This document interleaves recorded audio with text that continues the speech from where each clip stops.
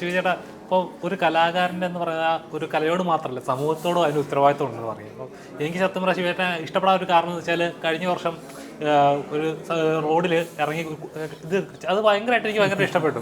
കാരണം വെച്ചാൽ വേറെ കലാകാരം അങ്ങനെ ചെയ്യത്തില്ല. കാരണം ഒരു ഉത്തരവാദിത്വം ഉണ്ടെങ്കിൽ ഞാനൊരു കലാകാരനാണ്, എനിക്ക് അത്യാവശ്യം വർക്കുകളുണ്ട്, എൻ്റെ ലൈഫ് സേഫാണ്, പിന്നെ ഞാൻ എന്തിനും ഇതൊക്കെ ചെയ്യണമെന്നൊക്കെ മൈൻഡ് ജീവിക്കുന്ന കുറേ പേരുണ്ട്. പക്ഷേ എനിക്കൊരു ഉത്തരവാദിത്വം ഉണ്ട്, ഞാൻ ജീവിക്കുന്ന സമൂഹത്തിൽ മറ്റുള്ളവർക്ക് എന്നെക്കൊണ്ട് പറ്റുന്നത് ചെയ്യണം എന്നുള്ള ലെവലിൽ അങ്ങനെ ചെയ്താൽ അധികം പേരെ കണ്ടിട്ടില്ല. എങ്ങനെയാണ് ഇങ്ങനെ പറ്റുന്നത് ഇത്ര സിമ്പിളായിട്ട്? അതൊരു ഒരു കലാകാരൻ്റെ ഇപ്പോൾ താങ്കൾ പറഞ്ഞു തന്നെയാണ് അതിലുള്ള ഉത്തരം. ഒരു കലാകാരൻ്റെ ദൗത്യമാണ് അത്. നമ്മളെ ചുറ്റുപാടിനെ അറിയുക, നമ്മളെ ചുറ്റുപാട് കാണുന്ന പുഴുക്കുത്തുകൾ ഇല്ലാതാക്കുക, അത് മരുന്ന് തെളിയിച്ച് ഉണക്കണ്ടാണെങ്കിൽ മരുന്ന് തെളിയിക്കുക. അതിൻ്റെ ആയുധമായിട്ട് ഞാൻ എൻ്റെ കല ഉപയോഗിക്കുന്നു എന്നുള്ളതാണ്. ഞാനിപ്പോൾ ഈ സിനിമയെക്കുറിച്ച് പറഞ്ഞത് അത് തന്നെയാണ്. എൻ്റെ ഒരു ഉത്തരവാദിത്വമാണ് അത്, ഈ സിനിമ ജനങ്ങളെ കാണിക്കണം എന്നുള്ളത്. അതിപ്പോൾ ഞാനിതിൽ അഭിനയിച്ചാലും അഭിനയിച്ചില്ലെങ്കിലും ചിലപ്പോൾ ഇങ്ങനത്തെ കണ്ടൻറ്റ് ഞാൻ അറിഞ്ഞു കഴിഞ്ഞാൽ എനിക്ക് പറയാൻ പറ്റുന്നിടത്തൊക്കെ ഞാൻ പറയും. പിന്നെ പ്രതിഷേധങ്ങൾ, അതിപ്പോൾ എൻ്റെ രാഷ്ട്രീയം എന്ന് പറയുന്നത് എൻ്റെ കലയാണ്. അപ്പോൾ എൻ്റെ രാഷ്ട്രീയ പ്രവർത്തനമാണ് എൻ്റെ കലയിലൂടെ ഞാൻ ചെയ്യുന്നത്. അങ്ങനെ എനിക്ക് ചെയ്യാൻ പറ്റൂ. എനിക്ക് അതിനുവേണ്ടി ഞാൻ വോട്ടഭ്യർത്ഥിച്ച് നിങ്ങളുടെയൊക്കെ വോട്ട് വാങ്ങി ഒരു ചെയറിൽ പോയി ഇരുന്നിട്ടേ ഞാൻ ചെയ്യുള്ളൂ എന്ന് ആരും ചിന്തിക്കരുത്. നമുക്കൊക്കെ ഉത്തരവാദിത്വമുണ്ട്. നമ്മളെ ചുറ്റുപാടുകളെ ശ്രദ്ധിക്കുക, അതിനെ നേരെ വഴിക്ക് കൊണ്ടുപോകുക എന്നുള്ളത് ഓരോ പൗരൻ്റെ ഉത്തരവാദിത്തമാണ്. നമ്മൾ കുറേ ആൾക്കാർ ജയിപ്പിച്ച് വിട്ടിട്ടുണ്ടല്ലോ, അവർ ചെയ്തോളും എന്ന് പറഞ്ഞ് കാത്തിരിക്കേണ്ട എന്ന് എനിക്ക് തോന്നുന്നത്. അപ്പോൾ എൻ്റെ ഗുരുവായൂരിന് ഇങ്ങനെ റോഡിൽ ചില പ്രശ്നങ്ങളുണ്ടായപ്പോൾ ഞാൻ അവിടെ ശയന പ്രതിഷ്ഠണം നടത്തിയിട്ട് ഉണ്ട്, എൻ്റെ കലാപരിപാടികൾ നടത്തിയിട്ടുണ്ട്. ഇപ്പോൾ കഴിഞ്ഞ വർഷമാണെന്ന് തോന്നുന്നു ആ റോഡിൻ്റെ ശോചനീയാവസ്ഥ കണ്ടിട്ട് ഞാനൊരു ഓട്ടംതുള്ളലിൻ്റെ ഒരു അരമണിക്കൂർ ഓട്ടംതുള്ളൽ, അത് ഓട്ടംതുള്ളൽ എന്ന് പറഞ്ഞാൽ ആരെയും വിമർശിക്കാനുള്ള സ്വാതന്ത്ര്യമുള്ളൊരു കലയാണ്. ആരെയും കുറ്റം പറയാം, ആരെയും വിമർശിക്കാം എന്നുള്ളത് കുഞ്ഞിതമ്പേർ അന്ന് നേടിയെടുത്തിട്ടുള്ളൊരു ലൈസൻസ് ഉണ്ട്. ആ ലൈസൻസിൻ്റെ മുകളിൽ ഞാൻ അരമണിക്കൂർ പാരഡി എഴുതുകയും, ഞാൻ തുള്ളൽ അക്കാഡമിക്കലായിട്ട് പഠിച്ചിട്ടില്ലെങ്കിലും അതിനുവേണ്ടി തുള്ളൽ പഠിക്കുകയും കോസ്റ്റ്യൂമോട് കൂടിയിട്ട് റോഡിലൂടെ തുള്ളൽ നടത്തി അതേ വേഷത്തോടു കൂടി നഗരസഭയിലേക്ക് എൻ്റെ നിവേദനം കൊടുക്കുകയും ചെയ്ത ഒരു സന്ദർഭത്തെയാണ് ഇപ്പോൾ പറയുന്നത്. അത് ഞാൻ ചെയ്തത്, അത് എന്നിലെ കലാകാരനാണ് ചെയ്യുന്നത്. എന്നിലെ കലാകാരന് അങ്ങനെ ചില ഉത്തരവാദിത്തങ്ങളുണ്ട്. പലപ്പോഴും നമ്മുടെ കലാകാരന്മാരൊക്കെ മറന്നു പോകുന്നുണ്ടോ, അത് മനഃപൂർവ്വമാണോ എന്ന് എനിക്കറിയില്ല. സിനിമയുടെ നിറത്തിൽ അങ്ങ്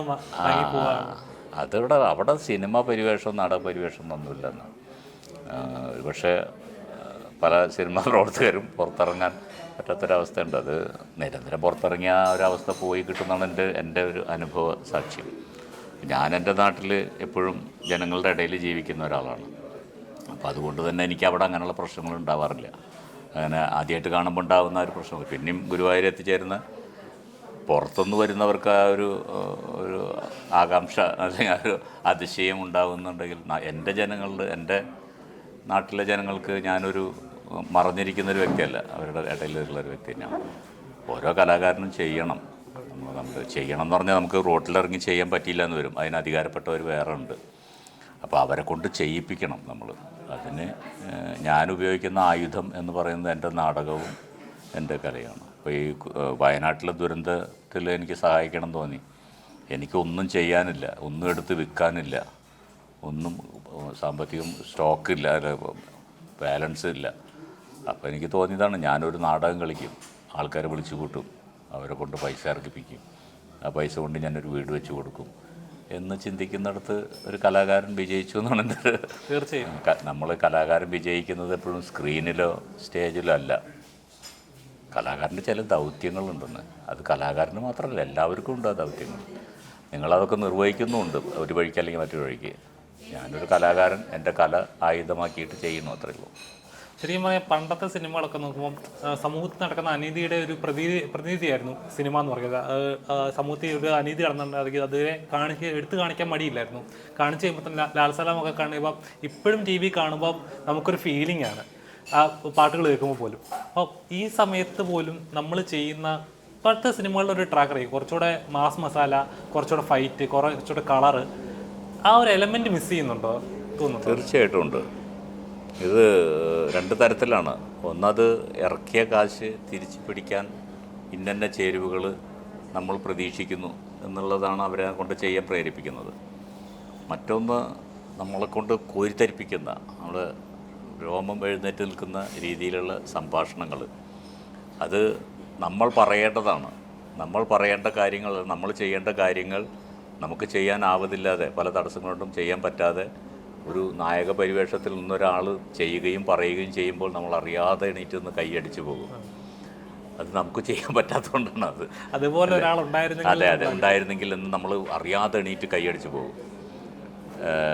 ഈ നാടകമായാലും സിനിമയായാലും പോയ കാലങ്ങളിലൊക്കെ ഇത്തരം പറഞ്ഞ സമൂഹത്തിലെ പുഴുക്കുത്തുകളൊക്കെ എടുത്ത് കാണിക്കുകയും എല്ലാ അനീതികൾക്കും നേരെ വിരൽ ചൂണ്ടുകയും ചെയ്യുന്ന കഥകളായിരുന്നു എഴുതപ്പെട്ടിരുന്നത്. നാടകത്തിലായാലും സിനിമ എഴുത്തുകാരൻ അങ്ങനെ ഒരു സ്വാതന്ത്ര്യം ഉണ്ടായിരുന്നു. അത് എടുത്ത് ചെയ്യാൻ പ്രൊഡ്യൂസറും നടന്മാരും തയ്യാറാകുമായിരുന്നു. ഇപ്പോൾ ഉദാഹരണത്തിന് MTയുടെ നിർമ്മാല്യം, അത് അവസാനം PJ ആൻ്റണി ചേട്ടൻ ഭഗവതിയുടെ മുഖത്തേക്ക് കാർക്കിച്ച് തുപ്പുന്ന ഒരു സീനുണ്ട്. അവിടെ ആ ഒരു സിനിമയ്ക്ക് വേണ്ടി സെറ്റിട്ടിട്ടുള്ള ആ ഒരു പ്രതിമയുടെ മുഖത്തേക്ക് ആണ് തുപ്പിയതെങ്കിലും കേരളത്തിലെ 33 കോടി ദൈവങ്ങളുടെ മുഖത്തും ആ തുപ്പലും പതിച്ചു അല്ലേ? അന്ന് ഈ 33 കോടി ദൈവങ്ങളെയും ആരാധിക്കുന്ന ജനങ്ങൾ അതിനെ കൈയടിച്ച് പ്രോത്സാഹിപ്പിച്ചു. അത് പറയേണ്ടതാണ്, അത് ചെയ്യേണ്ടതാണെന്ന് പറഞ്ഞിട്ട്. ഇന്ന് നമുക്കതിന് പറ്റുമോ? അയ്യോ, ലഹള നടക്കും, മൊത്തം കത്തിച്ച് കളയില്ലേ നമ്മള്. അപ്പം അതാണ്, നമ്മളൊരു കല ചെയ്യുമ്പോൾ അതിൻ്റെ ആസ്വാദകരുണ്ടാവണം. അത് ആസ്വാദകരുടെ ആസ്വാദന നിലവാരം പാടെ തകർന്നു. അതിൻ്റെ ലക്ഷണമാണ്. അവരുടെ ആസ്വാദന നിലവാരം എന്ന് പറയുന്നത് ഇതിൽ എന്നെ പറ്റിയിട്ട് എന്തെങ്കിലും പറയുന്നുണ്ടോ? എൻ്റെ സമുദായത്തെപ്പറ്റി എന്തെങ്കിലും, എൻ്റെ ജാതിയെപ്പറ്റി, എൻ്റെ മതത്തെപ്പറ്റി, എൻ്റെ രാഷ്ട്രീയത്തെപ്പറ്റി ആരെങ്കിലും എന്തെങ്കിലും പറയുന്നുണ്ടോ എന്ന് ഭൂതക്കണ്ണാടി വെച്ച് നോക്കിക്കൊണ്ടിരിക്കുകയാണ്. അവിടെ പിന്നെ നമ്മൾക്ക് എന്ത് ചെയ്യാൻ പറ്റും? ആസ്വാദനമില്ല. ആസ്വാദന നിലവാരം പാടെ മാറി ഇത്തരത്തിലേക്ക് നീങ്ങി. ഒരു ഫാസിസം മുഖമൊക്കെ വന്നു തുടങ്ങി. ഈ സാധാരണക്കാരൻ്റെ രാഷ്ട്രീയ നോക്കി നോക്കൂ നിങ്ങൾ. ഒരു നാടകത്തിൽ എനിക്ക് ഒരു രാഷ്ട്രീയത്തെ പറയാൻ നിവൃത്തിയില്ലാണ്ടായി, ഒരു അനാചാരത്തെപ്പറ്റി നിവൃത്തിയില്ലാണ്ടായി, ഒരു മുസ്ലിം ഹിന്ദു തമ്മിൽ കല്യാണം കഴിക്കുന്നതിൻ്റെ കാര്യം പറയാൻ പറ്റാണ്ടായി. അങ്ങനെ പല കാര്യങ്ങൾക്കും നമുക്ക് വലിയ നിയന്ത്രണം വന്നു. നമ്മളെയൊക്കെ വായ അടച്ചു തുടങ്ങി. അത്തരമൊരു സാഹചര്യത്തിലാണ് നമ്മൾ ഈ ജീവിക്കുന്നത്. സ്വാതന്ത്ര്യം ഉണ്ടെന്ന് സ്വാതന്ത്ര്യം എവിടെ? സ്വാതന്ത്ര്യം ഇല്ല. വെറും സർക്കസ് കൂടാരത്തിലെ മൃഗങ്ങളെ പോലെ ആയിരിക്കുന്നു വോട്ട് ചെയ്യുന്നവന്മാർ. അങ്ങ് കൂട്ടിലിട്ട് വളർത്തുന്ന, നിങ്ങൾ പുറത്തിറങ്ങി എന്നോട് ചോദിക്കണം, അല്ലെങ്കിൽ ചൂരിൽ കാണിച്ച് വടി കാണിച്ച് ചാട്ടം കാണിച്ച് നിയന്ത്രിച്ച് പുറത്തേക്ക് കൊണ്ടുവരും, അതേപോലെ അകത്ത് കൊണ്ടുപോയി പൂട്ടിയിടുന്നവരെ പോലെയായി നമ്മളൊക്കെ. കാർഡുകൾ, എന്തെല്ലാം കാർഡുകളാണ് നമ്മളെ കയ്യിലിപ്പോൾ. ആധാർ കാർഡ്, മറ്റേ കാർഡ്, മറിച്ച കാർഡ്, അവിടേക്ക് പോകണമെങ്കിൽ ഈ കാർഡ്, മറിച്ച് പോകണമെങ്കിൽ ഈ കാർഡ്, പാസ്പോർട്ട്, മറ്റത് കാർഡ്, അത് ആദ്യം മറ്റേ മസ്റ്റർ ചെയ്യണം, സ്റ്റംപ് ചെയ്യണം, കൈ പണിയണം. ഇങ്ങനെ മനുഷ്യന്മാരെ കൊണ്ട് ഒരു വല്ലാത്തൊരു രൂപത്തിൽ നിയന്ത്രിച്ച് കൂട്ടിലിട്ട പോലെയൊക്കെ. മിണ്ടാൻ പറ്റരുത്, നീ മിണ്ടരുത്, നീ വോട്ട് ചെയ്തവനാണോ, മിണ്ടരുത്, ഞാൻ പറഞ്ഞത് അനുസരിച്ചോളണം എന്ന് പറയുന്നിടത്തേക്ക് വോട്ടർമാരെത്തി. എന്നാലും അവനെ ആട്ടിത്തെളിച്ച് വീണ്ടും ബൂത്തിലേക്ക് കൊണ്ടുപോയി അവൻ്റെ വിരലവും മഷി പുരട്ടി, ഇനി നീ മിണ്ടരുത്. ഇതൊക്കെ അറിയാമെങ്കിലും നമ്മൾ പിന്നെ ഈ ട്രാക്കിൽ തന്നെയാണ്. അല്ല, ഞാൻ അങ്ങനെയല്ല, ഞാൻ വോട്ട് ചെയ്യാറില്ല. അപ്പോൾ എനിക്കിതിൽ ഉത്തരവാദിത്വം, എനിക്കിതിൽ പങ്കില്ല എന്ന് എനിക്കെങ്കിലും പറയാം. ഇത് പറയാൻ പാടില്ലാത്താണെങ്കിൽ കട്ട് ചെയ്തോളണം. അല്ല, ഞാൻ രാഷ്ട്രീയ ജീവിയാണ്. ആ കാരണത്താൽ ഞാൻ ഇതുവരെ വോട്ട് ചെയ്തിട്ടില്ല. കാരണം അതുകൊണ്ട് തന്നെ എനിക്കിതിലൊന്നും പങ്കില്ല എന്ന് ധൈര്യപൂർവ്വം പറയാം. തീർച്ചയായും. പക്ഷെ വോട്ട് ചെയ്യുന്ന ഓരോരുത്തർക്കും ഇവിടെ നടക്കുന്ന എന്തിൽ പങ്കുണ്ട്. തീർച്ചയായും നിങ്ങൾക്കിതിൽ പങ്കുണ്ട് എന്ന് നിങ്ങൾ വോട്ട് ചെയ്തിട്ടുണ്ടെങ്കിൽ ധൈര്യമായിട്ട് പറയാൻ പറ്റും. വോട്ട് ചെയ്യുന്നവർ ഒന്ന് ചിന്തിക്കണം, മാറി ചിന്തിക്കണം. ഈ ഒരു നാടകം കാണാൻ ഓഡിറ്റോറിയത്തിൽ ചെന്നിരുന്നാൽ, അത് സിനിമ കാണാൻ തിയേറ്ററിൽ ചെന്നിരുന്നാൽ അത് സിനിമയാണെന്നും അതൊരുത്തൻ്റെ ഭാവനയിൽ തിരിഞ്ഞ കഥയാണെന്നും തിരിച്ചറിയാതെ ബഹളം വയ്ക്കുന്നത് അത് വിവരക്കേടെന്നേ പറയാൻ പറ്റുള്ളൂ. ആളുകളുടെ ചിന്താഗതി അങ്ങനെ ആയിപ്പോയി. എന്തെങ്കിലും എങ്ങനെ മാറി? നമ്മളൊക്കെ ചിന്തിക്കുന്നവരാണെന്ന് പറയണതിൽ എന്താ അർത്ഥമുള്ളത്? നമ്മളൊക്കെ ബുദ്ധിജീവിയാണെന്ന് പറയുന്ന അർത്ഥമുള്ളത്? ഡബിൾ MA എടുത്തിട്ട് എന്താ കാര്യമുള്ളത്? ഡബിൾ MAയും ട്രിപ്പിൾ MA ഒക്കെ എടുത്തവരാണ് ഈ ചെയ്യുന്ന വിക്രിയകൾ. അവനൊക്കെ എന്ത് വിദ്യാഭ്യാസം കിട്ടിയിട്ടുള്ള കാര്യമുള്ളൂ? അല്ല, എന്തിനാണ് വിദ്യാഭ്യാസം അവന്? അതെ, വിദ്യ തന്നെ ഒരു അഭ്യാസമായി മാറിക്കൊണ്ടിരിക്കുകയാണല്ലോ. അല്ല, വെറുതെ വേസ്റ്റാണ് അതൊക്കെ. അപ്പോൾ ഫാസിൽ സാർ, സിനിമകളിപ്പോൾ ഓരോ പ്രോജക്ട്സ് ഇപ്പോൾ നമുക്കുണ്ടാവുമല്ലോ, ഇതേപോലെ ഒരു സബ്ജക്റ്റാണ് എനിക്ക് പ്രസൻറ്റ് ചെയ്യേണ്ടത്. അപ്പോൾ ഈ കട്ടപ്പാടത്തെ മാന്ത്രികൻ ആ ടൈറ്റിൽ തന്നെ നമുക്കൊരു ഹ്യൂമർ എലമെൻറ്റ് ഫീൽ ചെയ്യുന്നുണ്ട്. ഇത് പ്രേക്ഷകർക്ക് നൽകാനായിരിക്കുന്ന ഒരു എലമെൻറ്റ് എന്താണ്, ഒരു മോറൽ എന്തായിരിക്കും? ഇപ്പോൾ സാറ് പറഞ്ഞെടുത്ത് നിൽക്കുകയാണെങ്കിൽ സാറിൻ്റെ രാഷ്ട്രീയ വീക്ഷണത്തെ ഉണ്ടല്ലോ വളരെ വ്യത്യസ്തമാണ്. ശരിക്കും അതൊക്കെ നമ്മൾ പലപ്പോഴും വേറൊരു സബ്ജക്റ്റ് ആക്കേണ്ട ഒരു വിഷയമാണ് ശരിക്കും. അത് വേറൊരു സിനിമക്കൊക്കെ ഉള്ള സന്ദേശം പോലുള്ളൊരു സ്കോപ്പുള്ളൊരു സബ്ജക്റ്റാണ്. കട്ടപ്പാടത്തെ മാന്ത്രികളിലേക്ക് വരുമ്പോൾ നിങ്ങൾ ധൈര്യമായിട്ട് ടിക്കറ്റ് എടുത്ത് കാണാവുന്ന, കുടുംബത്തോടൊപ്പം കാണാവുന്ന കോമഡിയും നല്ല പ്രണയവും ഒരുപാട് ഇമോഷനും ഫാമിലി മുഹൂർത്തങ്ങളുള്ള നല്ലൊരു സിനിമയായിരിക്കും. അപ്പോൾ ശിവജി സാറിനൊക്കെ പോലത്തെ ആളുടെ വലിയൊരു അഭിനയ മുഹൂർത്തങ്ങൾ, വിനോദേട്ടന്, സുമിത് ഭായി, പ്രിയ ശ്രീത്, ഇവരോടൊക്കെ ഒരു നല്ല മികച്ചൊരു ചിത്രം. ഞങ്ങൾ പറയാനുള്ളത് സിനിമ വിജയമാക്കി തരണം. കട്ടപ്പാടത്തെ മാന്ത്രിക എന്നാണ് സിനിമയുടെ പേര്. ഓഗസ്റ്റ് 30-നാണ്. ധൈര്യമായിട്ട് ടിക്കറ്റ് എടുക്കാം. ഞങ്ങളോടൊപ്പം ഉണ്ടാവണം എന്നാണ് എനിക്ക് പറയാനുള്ളത്.